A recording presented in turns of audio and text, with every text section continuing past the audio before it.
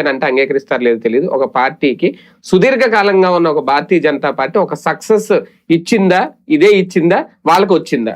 ఇదే కాదు కదా, ఇప్పుడు రైతుల పేరుతో వచ్చిన ఉద్యమంలో కూడా ఎవరు పెద్ద నాయకులు? అది రైతు ఉద్యమం, ఓకే, అది కూడా రైతులు లేరు దాంట్లో. అది ఆమ్ ఆద్మీ పార్టీనే, ఇది ఆమ్ ఆద్మీ పార్టీనే. అంతేనా? ఆమ్ ఆద్మీ పార్టీ ఏ టీం అది, బి టీం ఇది.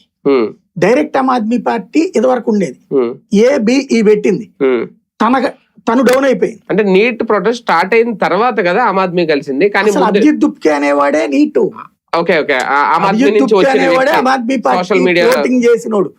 ఎందుకంటే ఎవరైతే అతని ఫేస్ ని ఎప్పుడైతే జనం డిజోన్ చేసుకోవడం ప్రారంభించారో ఇతన్ని కేజ్రీవాల్ ని, అప్పుడు కొత్త ఫేసులు పెడుతున్నాడు అంతే.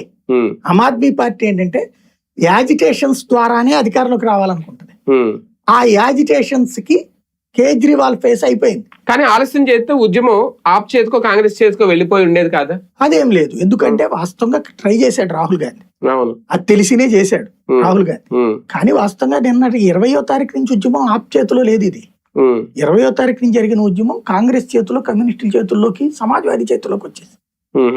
కాబట్టినే వీళ్ళు అర్జెంట్ గా ఇప్పుడు రాజీనామా చేశారు. ఎందుకంటే ఇక అది హింసాకాండ రేకెత్తిచ్చి 4 స్టూడెంట్స్ అవసరమైతే వీళ్ళే చంపేస్తారు, చంపేసి ప్రభుత్వం మీదకి నెట్టేస్తారు. స్టూడెంట్స్ చావులు అనేది ప్రపంచవ్యాప్తంగా ఇష్యూ అవుతుంది. మనం తీన్మార్ స్క్వేర్ గురించి చెప్పుకుంటాం, చైనాది.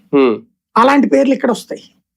అది రాకుండా జాగ్రత్త పడే ప్రయత్నం. ఈ నిర్ణయంలో మోడీ దేశ ప్రయోజనాలకు సంబంధించిన వ్యూహం ఏమన్నా ఉందా? అంటే యువత భవిష్యత్తుకు సంబంధించి కానీ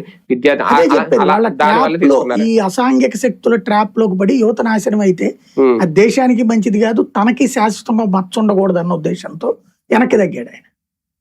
అంటే విద్యార్థులు దాన్ని అంగీకరిస్తారు, అర్థం చేసుకుంటారు. వాళ్ళు అంగీకరించరు, వాళ్ళు వాళ్ళకేమి అర్థమయ్యేలా చెప్పేవాడు ఎవడు ఉంటాడు.